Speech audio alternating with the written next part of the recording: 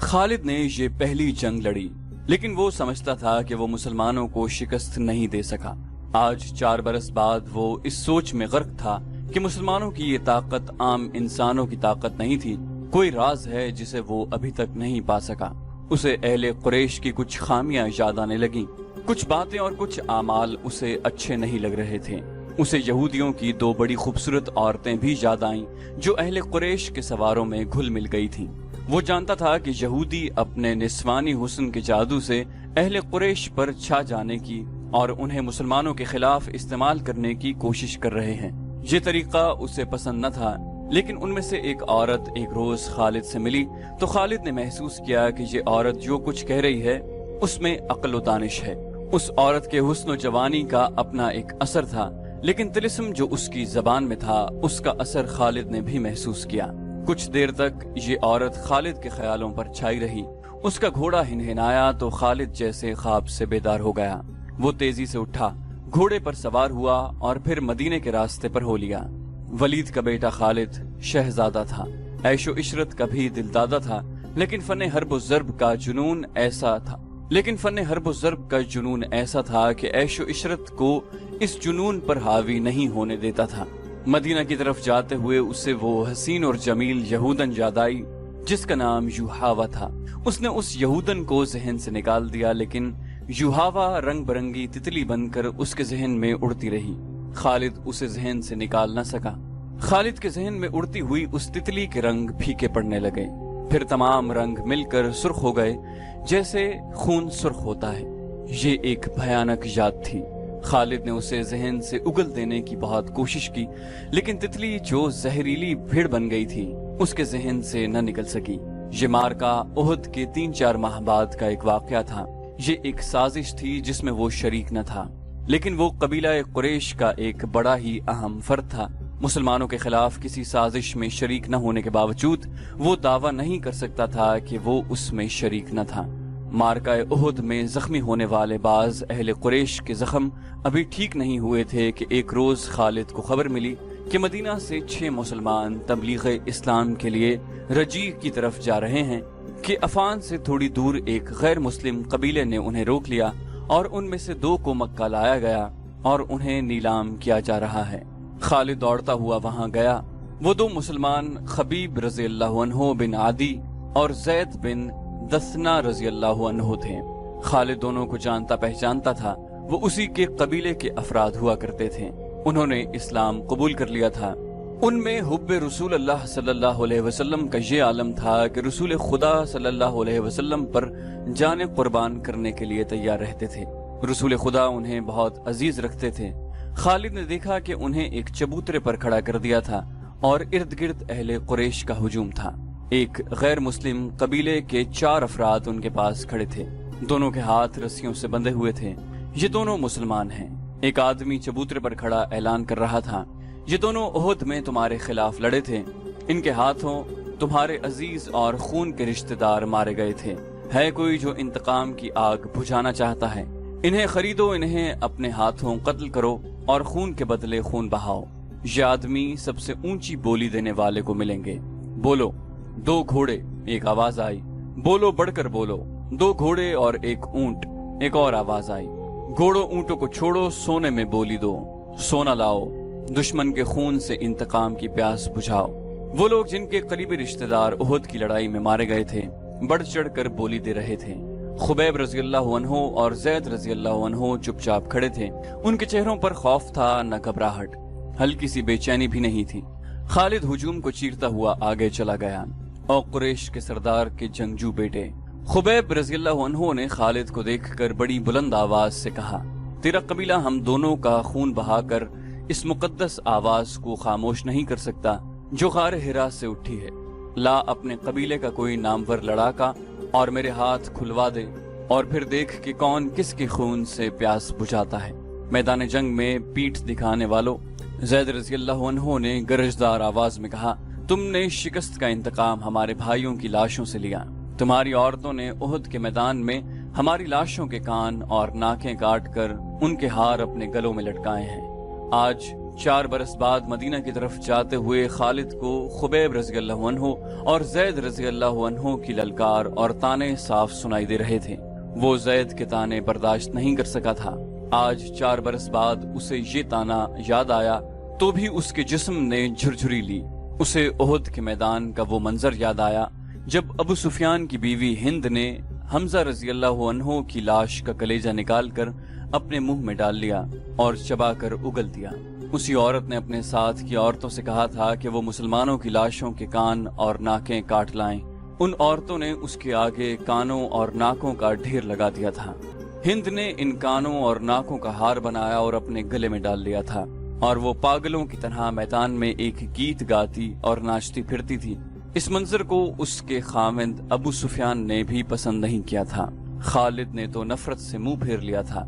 3-4 माह बाद 2 मुसलमान जिनके हाथ रस्सियों से बंधे थे उसे ताने दे रहे थे। वो ओछे तरीके से इंतकाम लेने वाला आदमी नहीं था।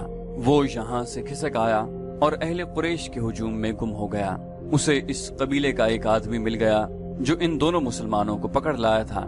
किसी भी तारीख में उस कबीले का नाम नहीं है। मौरखों ने भी हशाम के हवाले से एक जंगजू कबीला लिखा है जो कुरैश का इत्तेहादी था। खालिद ने उस जंगजू कबीले के उस आदमी से पूछा कि इन 2 मुसलमानों को किस तरह पकड़ा गया। उस आदमी ने कहा, खुदा की कसम, कहो तो हम इन मुसलमानों के रसूल को पकड़ लाएं और नीलामी के चबूतरे पर खड़ा कर दें। तुम जो काम नहीं कर सकते उसकी कसम न खाओ। खालिद ने कहा, मुझे बताओ कि इन 2 को कहां से पकड़ा गया है। उसने जवाब दिया कि ये 6 थे। हमने ओहद में मारे जाने वालों का इंतकाम लिया है, आइंदा भी ऐसे ही इंतकाम लेते रहेंगे। हमारे कबीले के कुछ आदमी मदीना में मोहम्मद सल्लल्लाहु अलैहि वसल्लम के पास गए और कहा कि वो इस्लाम कबूल करने आए हैं। उन्होंने ये भी कहा कि उनका पूरा कबीला इस्लाम कबूल करने का इरादा कर चुका है, लेकिन पूरा कबीला मदीना नहीं आ सकता। हमारे उन आदमियों ने मोहम्मद सल्लल्लाहु अलैहि वसल्लम से कहा कि उनके साथ चंद एक मुसलमानों को उनके कबीले में भेजा जाए जो पूरे कबीले को मुसलमान करे और फिर कबीले को मजहबी तालीम देने के लिए कुछ अरसा वहीं रहे। हमारे ये आदमी जब वापस आए तो उनके साथ 6 मुसलमान थे। उधर हमारे सरदार शारजा बिन मुगीस ने 100 आदमियों को रजी के मकाम पर भेज दिया। जब ये 6 मुसलमान रजी पहुंचे तो हमारे 100 आदमियों ने उन्हें घेर लिया। तुम सुनकर हैरान होगे कि ये 6 मुसलमान तलवारें निकालकर 100 आदमियों के मुकाबले पर आ गए। हमने 3 को मार डाला और 3 को पकड़ लिया, उनके हाथ रस्सियों से बांध दिए।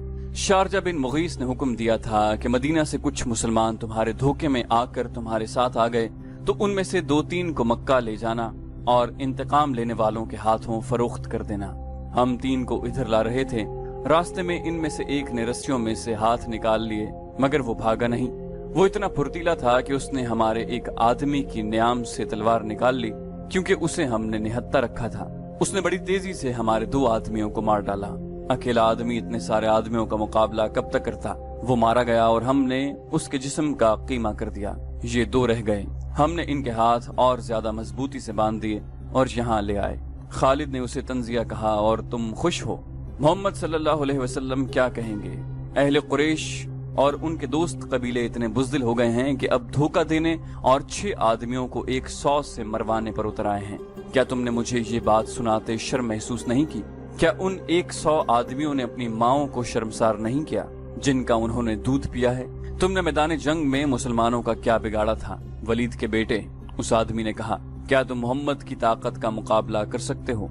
बदर में 1000 कुरैश 313 मुसलमानों से मार खाए थे। ओहद की लड़ाई में मोहम्मद के पैरोकार कितनी तादाद में थे? 700 से कम, ज्यादा नहीं। कुरैश कितने थे? हजारों। सुन खालिद बिन वलीद, मोहम्मद के हाथ में जादू है। जहाँ जादू चलता है वहाँ तलवार नहीं चल सकती।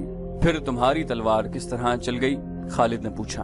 अगर मोहम्मद के हाथ में जादू है तो वो तुम्हारे सरदार शारजा बिन मुगीस के धोखे में किस तरह आ गया? उसके 4 आदमियों को किस तरह मार डाला? इन 2 को मोहम्मद का जादू आजाद क्यों नहीं करा देता? तुम जिस चीज का मुकाबला करने की जुर्रत नहीं रखते उसे जादू कहते हो। हमने जादू को जादू से काटा है। शारजा बिन मुगीस के कबीले के आदमी ने कहा, हमारे पास यहूदी जादूगर आए थे। उनके साथ 3 जादूगरनियां भी थीं। उनमें से एक का नाम युहावा है। हमने अपनी आंखों से देखा है। एक घनी झाड़ी में से एक बर्छी जमीन से सरकती हुई बाहर आई। ये बर्छी झाड़ी में वापस चली गई और सांप बनकर वापस आई। ये सांप वापस झाड़ी में चला गया। मदीना की तरफ जाते हुए उसे ये वाकया याद आ रहा था। वो इसे याद नहीं करना चाहता था, लेकिन जहरीली भीड़ों की तरह ये याद उसके ऊपर भिनभिनाती रही। उसे युहावा याद आई। वो जादूगरनी थी या नहीं, उसके हुस्न में, जिस्म की साख्त, मुस्कुराहट और बोलने के अंदाज में जादू था। उसने शारजा बिन मुगीस के उस आदमी के मुंह से युहावा का नाम सुना तो वो चौंका। मारकाए ओहद के बाद जब अहले कुरैश की फौज मक्का वापस आई तो मक्का के यहूदी ऐसे अंदाज से अबू सुफियान, खालिद और अक्रिमा के पास आए थे जैसे ओहद में यहूदियों को शिकस्त हुई हो।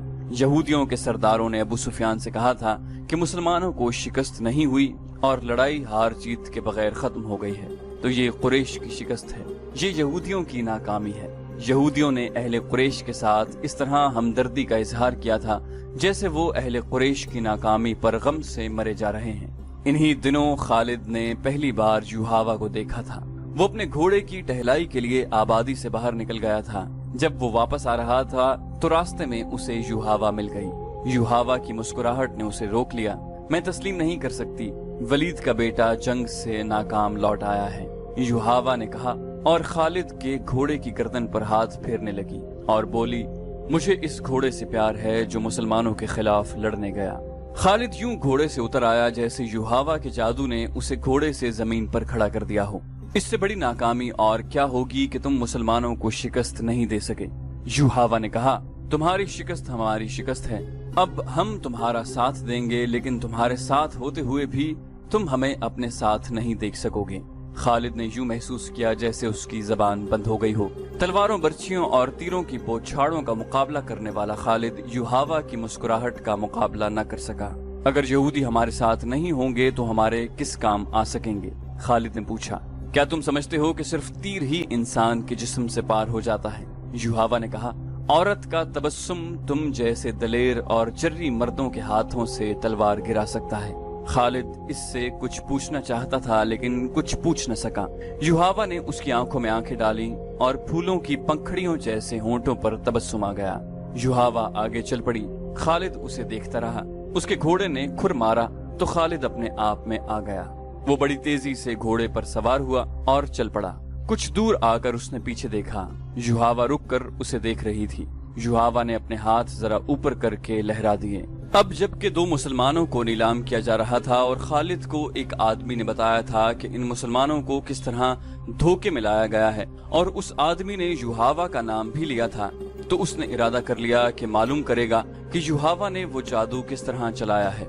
उसे अपने कबीले का एक सरकर्दा आदमी मिल गया। उससे उसे पता चला कि ये मुसलमान अहले कुरैश के हाथ किस तरह आए। 3-4 सरकर्दा यहूदी युहावा और 2-3 और यहूदियों के साथ लेकर शारजा बिन मुगीस के पास चले गए। ये कबीला था तो जंगजू, लेकिन उस पर मुसलमानों का रोब कुछ इस तरह तारी हो गया था जैसे लोग जादूगरों से डरते हैं। उस कबीले में ये मशहूर हो गया था कि रसूल अकरम सल्लल्लाहु अलैहि वसल्लम के हाथ में कोई जादू है। यहूदियों ने अपने जमीन दोज कार्रवाइयों के लिए इस कबीले को इसलिए मुंतखब किया था कि वो जंगजू कबीला था। यहूदी बड़ी दानिशमंद कौम थी। उन्होंने सोचा कि अगर मुसलमानों के जादू का वहम फैल गया तो दूसरे कबीले भी इससे मुतासिर होंगे। ये यहूदी उस कबीले के सरदार शारजा बिन मुगीस के पास गए और उसका ये वहम दूर करने के लिए कि मुसलमान जादूगर हैं उसे बहुत कुछ कहा, लेकिन शारजा बिन मुगीस ने तस्लीम न किया। रात को यहूदियों के कहने पर शारजा बिन मुगीस ने उन मेहमानों की जियाफत का इंतजाम बाहर खुले आसमान तले किया। उन यहूदियों ने अपने हाथों अपने मेजबानों को शराब पिलाई। शारजा बिन मुगीस और उसके कबीले के चंद एक सरकर्दा अफराद को जो शराब पिलाई गई उसमें यहूदियों ने कुछ मिला दिया था। फिर यहूदियों ने अपने जादू के कुछ शोबदे दिखाए। युहावा ने अपने हुस्न का जादू चलाया। उसका जरिया एक रक्स भी था जिसमें ये यहूदने नीम बरहना थी। नाचते नाचते उनके जिस्म पर जो अधूरे से लिबास थे वो भी सिरक कर जमीन पर जा पड़े। यहूदी अपने साजिंदे साथ ले गए थे। अगले रोज जब शारजा बिन मुगीस की आंख खुली तो उसे महसूस हुआ जैसे वो बड़े ही हसीन ख्वाब से जागा हो। उसके ख्यालात बदले हुए थे। कुछ देर बाद वो फिर अपने कबीले के दूसरे सरदारों के साथ यहूदियों के पास बैठा था। यहूदने भी वहाँ मौजूद थीं। युहावा को देखकर वो बेकाबू हो गया। उसने लपक कर युहावा का बाजू पकड़ा और उसे खींच कर अपने पास बिठा लिया। जरूरी नहीं कि दुश्मन को मैदान में ललकार कर उसे शिकस्त दी जाए।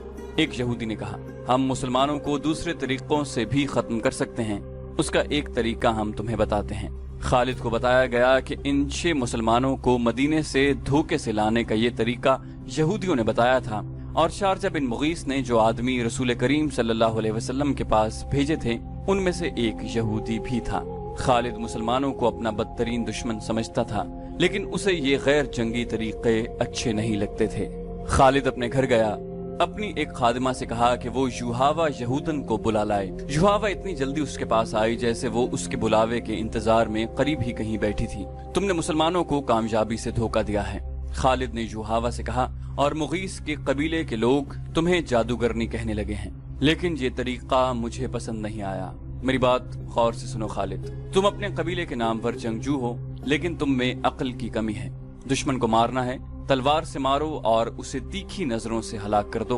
तीर और तलवार चलाए बगैर दुश्मन को कोई मुझ जैसी औरत ही मार सकती है। आज 4 बरस बाद वो जब सहरा में तन्हा जा रहा था तो युहावा की बातें उसे याद आ रही थी। इस हद तक तो वो खुश था कि यहूदी उनके साथ थे, लेकिन उसे ये भी मालूम था कि यहूदियों की दोस्ती में जहाँ मुसलमानों की दुश्मनी है वहाँ उनके अपने मफादात भी हैं। अलबत्ता उसने ये तस्लीम कर लिया था कि युहावा अगर जादूगरनी नहीं तो उसके सरापे में जादू का कोई असर जरूर है।